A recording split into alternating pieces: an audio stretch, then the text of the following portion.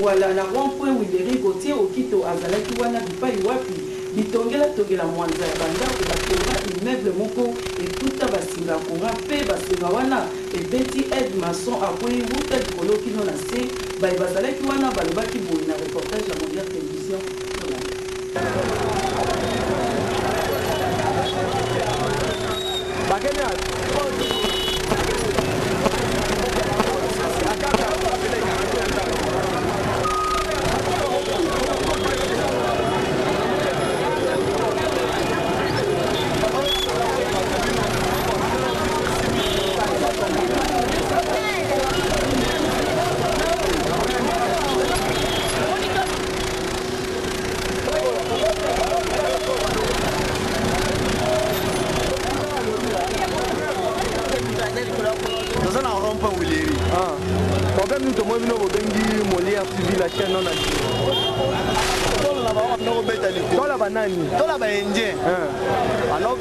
le devier et puis il Singapour na haute tension.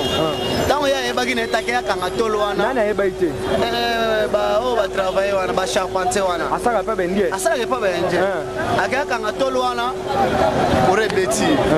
Nanga bo tebiti so ko kufa. So abiki za ngolo ya nzamba. Abamani banali likolo. Abamani banali likolo tina se haute tension. Ozo alimentation go memo bima. Et bon monter dans les champions, et bon monter dans papa sola. Oh troisième fois. Et la l'État est allé Momo. L'État est bien, on a fait bangoté. Parce que on a des bâtiments, on a des assurances, il y a des bangoté. Tu vois, là, on est bien, la population va déplorer. La population, l'État n'a pas besoin incapable. Nandé, vous en soyez peuple. Naé, n'était pas tout. Après qui s'agit bango. Quand on a besoin de permettre la courante, on va l'obiter. Et l'eau que ça la maison. Ba poto to mona zani avec l'éclairage public to l'éclairage public te attention peut ça comme mobimba courant yango merci awa za ba ingénieur monta musala awa ba ingénieur boli matin qui a pour la chatol et pour arriver que tol ayeba quitter le temps tombe la tol et petit câble la courant donc ici c'est awa na nyoso tuna makolo na mutu ai pendant to éviter sur obika yo te kaka na te ka bilamba liboso wana au vivre comme événement. Na mo ici a outil likolo bamba na se ba venir la kati ya mutuka ya catch ba ki to éviter soga obika. So d'après yo zo condamner banane. Mais au moins te ba câble ba tie o eza déjà très dangereux. Au moins des mouvements car à niveau étage ezali. Donc ne ba osa musala. Donc moins des mouvements que le fait beti donc moyen big. Mais est-ce que avant tomelo ba ça pe ba expertise te. Ba sala. Tala le mo mbalo ndenge le to éviter ababia za na pavillon 8. Soka profiter de éviter pour un simba qui tol alinga bouger tol risque écoute en courant na attention tant que coutani alinde ngona ebomi et pour que Nicolas est penser à panza na mutu en plus ma aziki na maboko nezo mbali ci na makolo sikoyo d'après yo nengo moni ba poto on a pas besoin de moni poto mususu ekangami na miroana bona ba bitongela mwanza est-ce que faut te snel to ze mukolo ndako SNL c'est que mon colondaku na SNL c'est que ya yokana na bango ba solo la ki on ba tika courant et bête et kokana nani na étage pour izala rate d'ailleurs quand tu landela trois ya singoyo il faut banda ko de 50 de part et d'autre 50 mètres de singa faut ezela ngomoko ineza ya ngomoko singa faut ko poser singa batala ba tiki espace 50 mètres de part et d'autre donc quand tu ba tiki 50 quand tu faut que la 100 mètres ouvert pour en cas de danger moyen et toucher moto exact bon tout le monde poto ya haute tension et tutanina na miroana tonto yeba liboso basala ki ngona nu ndenge nini siko avali kame ko malelo voilà siko to subate parce que haute tension milekela bango beko tonda ko sima siko to éviter mais selon batu o bazaki sur terrain balobi nini ke batonga ki na mayele nyonso pour danger zalati oh mais kuwezelo ka lisano po batonga na mayele mais to éviter wana siko il faut siko interroger bango na kati bayeba basala ki ndenge nini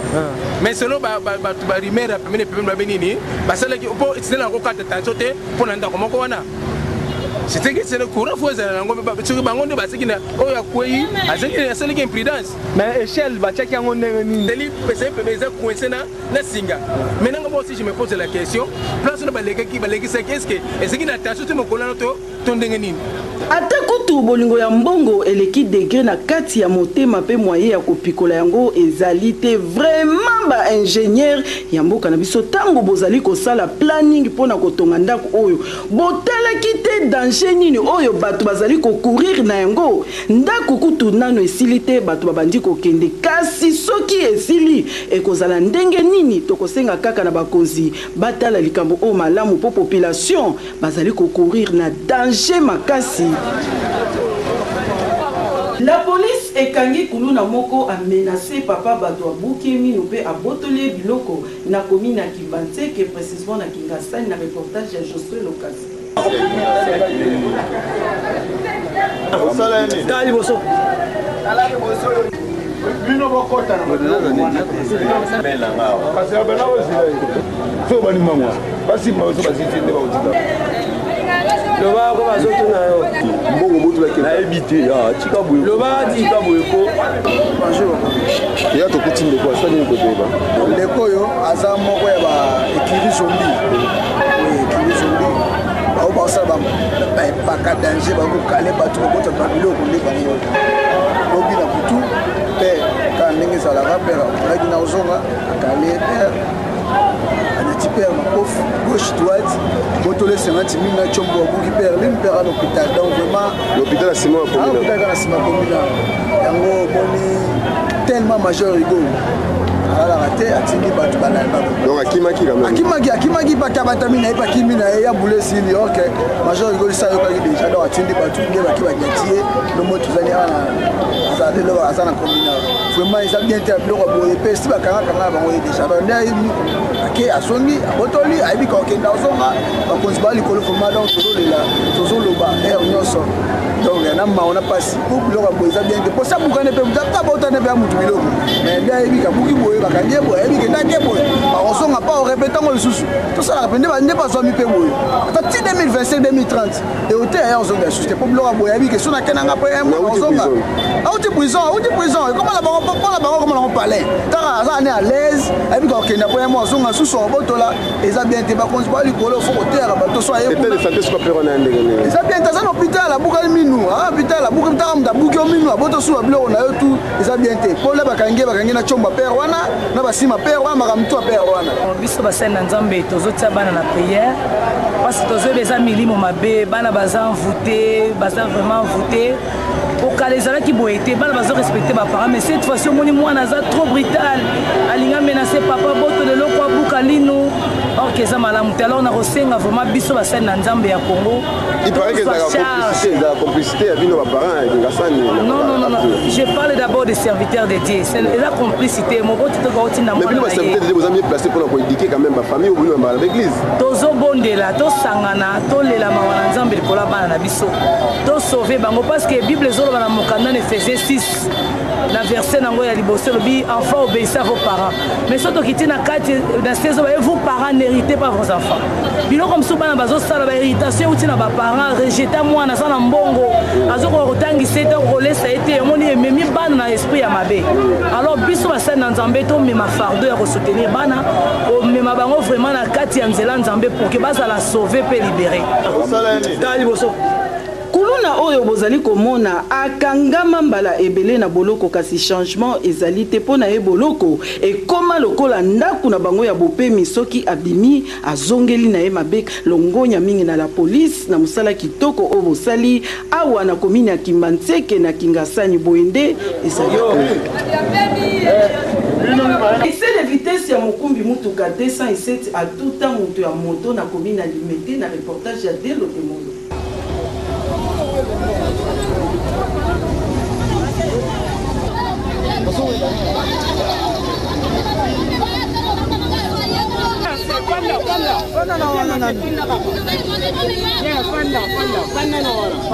Mbote papa.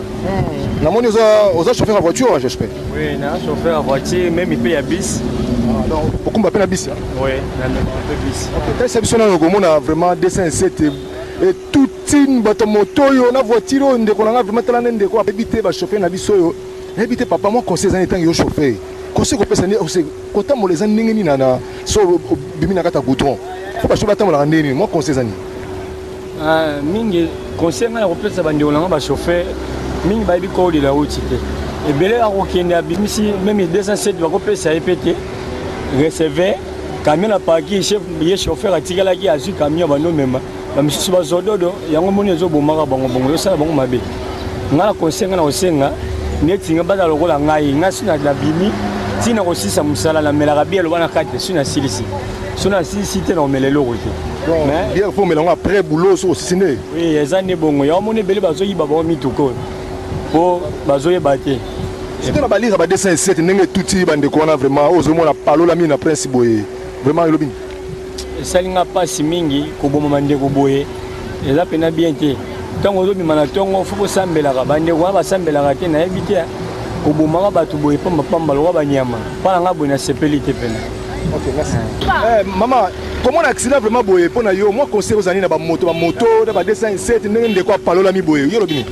papa moi nde toza boye tolembi komona ba 207 tolembi komona ba moto po tozo risquer ba vie bato bazokufa ebele baproblème ezo ebele taxi de uti oleka na chemise ekangami na kati ya pine ya moto est-ce que moto akufi kaka boye mama elikoka kokumba bozowelela nini bato ya moto bato ya 207 bozowelela boye mpo na nini bozo risquer vie na bino nga na conseil apesa bino nde eza boye bazongisaka bango ezalaki kala aire na bino ekoki bozongi bato ya 207 tolingi su bino te bachauffeur ngo ozala chauffeur bata étude faite na osoki otangeli yango te okumba te yo moto otanga te okumba mpo ya nini ozalaki moto ya moto okomi chauffeur eza na sens te mati degré ko ozalaki boya mati kitoko merci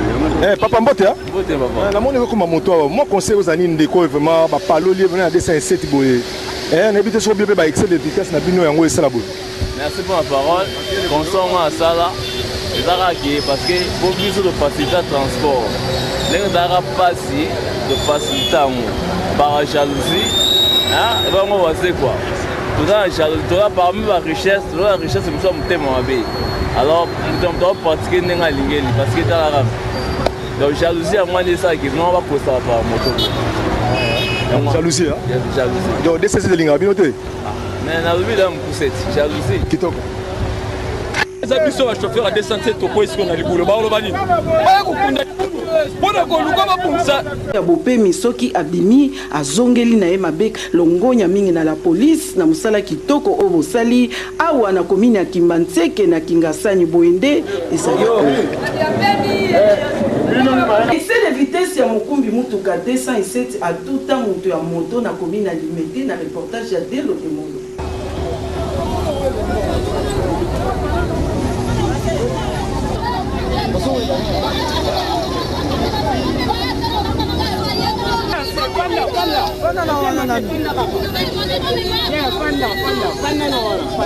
Mbote papa.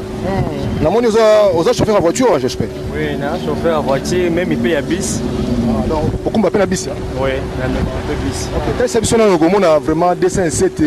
et tout une bato moto yo na voiture ndeko na nga vraiment tala ndeko abité ba chauffeur na biso yo. Ebité papa moi conseil za netangi yo chauffeur. Conseil ko pesa ni kota moleza ndenge ni na so bimi na kata goudron. Faut pas chauffeur tamola ndeni moi conseil za ni. Mingi conseil na ko pesa bandeko na ba chauffeur mingi ba bi ko la route te. Ebele akokende abimisi même 207 ba ko pesa epete recevoir camion na parking chef ye chauffeur atikalaki azui camion bano mema bamisusu bazododo yango moni ezobomaka bango bongo yosala bango mabe nga na konsenga na kosenga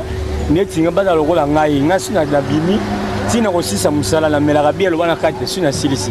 sona silisi te na omela eloko te mais bien faut melango après boulot so osisine oui eza ne bongo yango moni ebele bazoyiba bango mituko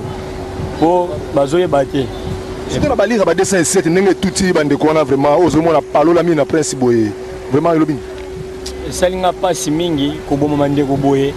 eza pena bien te ntango ozobima na ntongo fo kosambelaka bandeko wana basambelaka te nayebi te kobomaka bato boye pambapamba lokwa banyama mpona nga boye nasepeli te pena mama komona accident vraiment boye mpona yo mwa conseil ozali na bamoto na ba 207 ndenge ndeko apalolami boye yo lobi papa moi nde toza boye tolembi comme on a 207 tolembi comme on a moto pour tozo risquer ba vie matin qui a pour na ocha tol et pour arriver que tol ayeba quitter le temps tombe la tol et petit câble la courant donc c'est awa na nyonso tuna makolo na mutu ay pendant to éviter soko obika yo te kaka na te ka bilamba liboso wana au vivre comme événement na mo nti a uti likolo bamba na se ba venir la kati ya mutuka ya ketch ba to éviter soko obika so d'après yo zo condamner banane mais au moins te ba câble ba tie o eza déjà très dangereux au moins des mouvements car mutalaka niveau étage ezali donc ne ba osa musala donc moins de mouvements que l'on fait bêtise dans le moyen big mais est-ce que avant ton logo ba ça peut ba expertise te ba ça là tala le mo mbalo ndenge le to éviter ababia ça na pavillon 8 soka profiter to éviter pour asimba ki tol alinga bouger tol risque écoute na courant na haute tension tant que kutani alinde yango na ebomi et boaki likolo etata ko itanse apanzai na mutu en plus ma aziki na maboko nezo mbali sina makolo sikoyo d'après yo ndenge omoni bapoto wana po biso tomoni poto mosusu ekangami na mire wana mpona babitongela mwanza est-ce que faute eza ya snel to eza ya mokolo ndako faute eza ya snel seke mokolo ndako na snel seke ya yokana na bango basololaki yango batika courant ekokana nani na étage po ezalaka te d'ailleurs quand tu landela droit ya singoyo il faut banda ko au moins 50 de part et d'autre 50 mètres donc singa faut ezela ngomoko ineza yango moko singa faut ko poser singa batala ba tiki espace 50 mètres de part et d'autre donc quand tu batiki 50 quand tu faut que la 100 mètres ouvert pour en cas de danger moyen et toucher moto exact bon tout le monde poto ya haute tension ekutani na miroana tonto yeba liboso basalaki yango nanu ndenge nini siko ava likame koma lelo voilà siko tozo bate parce que haute tension milekela bango beko tonda ko sima siko to éviter mais selon batu o bazaki sur terrain balobi nini ke batonga ki na mayele nyonso pour danger zalati oh mais kugezelo ka lisano po batonga na mayele mais to éviter wana siko il faut siko interroger bango na kati bayeba basalaki ndenge nini mais selon batu ba rimera pemene ba nini basalaki po c'est ko kata tension te pour nanda ko moko wana c'était que c'est le courant faut ça ngo ba bango nde basiki na oya kwei azaki imprudence mais échelle ba tchaki yango ndenge nini deli pese pese coincé na singa maintenant moi aussi je me pose la question place na baleki c'est qu'est-ce que est-ce qu'il attention te mokola to ndenge nini ata kutu bolingo ya mbongo eleki degré na kati ya motema pe moyen ya kopikola yango ezali te vraiment ba ingénieur ya mboka na biso tango bozali kosala planning pona kotonga ndako oyo botalaki te danger nini oyo bato bazali kokurir na yango ndako kutu nano esili te bato babandi kokende kasi soki esili ekozala ndenge nini tokosenga kaka na bakonzi batala likambo o malamu po population bazali kokurir na danger makasi. La police ekangi kuluna moko a menacé papa Badwa Boukemi nope a botolé biloko na commune na Kibantseke précisément na Kingasani na reportage de Josué Lokasi. Dali boso. Bino bokota na bela ngao. Parce que bela ozile. So bani mangwa. Basi mazo basi tinde ba utika. Loba ko bazoto na yo. Mbongo mutu bake. Na ebité ya tika boye. Loba tika boye ko. Bonjour. Ya to kutinde ko sani ko beba. Ndeko yo aza moko ya ba ekiri zombi. Ekiri zombi. Ba o ba sa ba ba ka danger ba ko kale ba to ko ta ba biloko nde ba yo.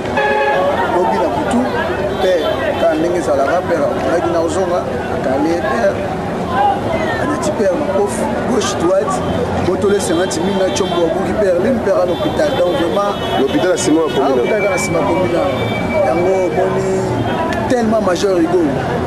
ala raté atindi batu banal donc akimaki quand même akimaki bata batamina pa kimina ya boule sili OK majeur rigo ça yo ka déjà donc atindi batu nge baki bagiatie no moto zali ana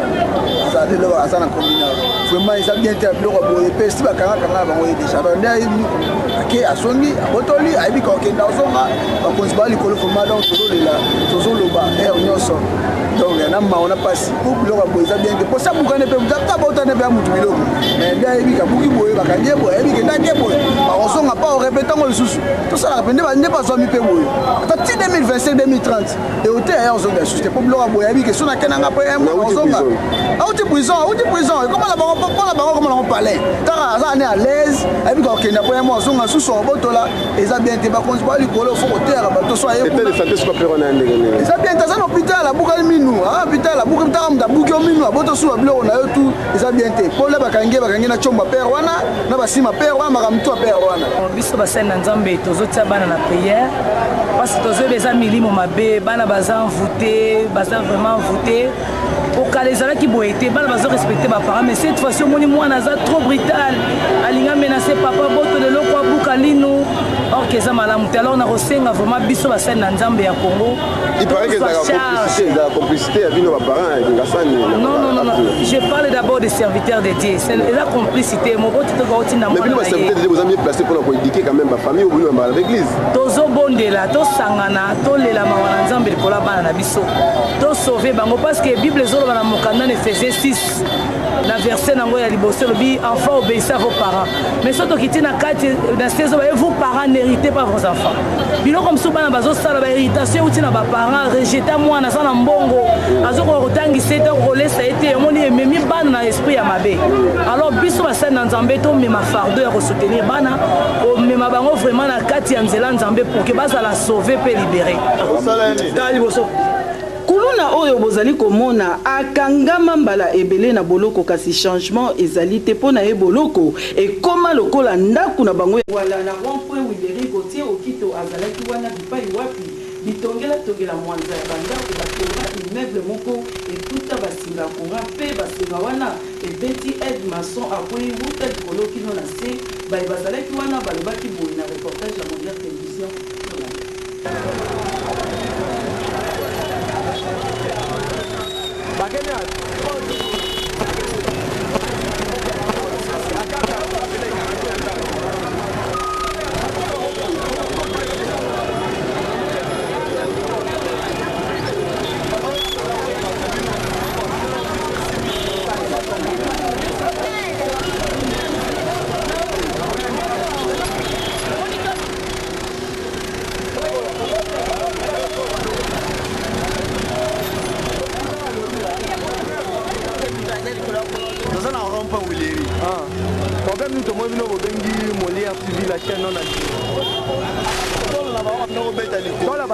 Tola ba indien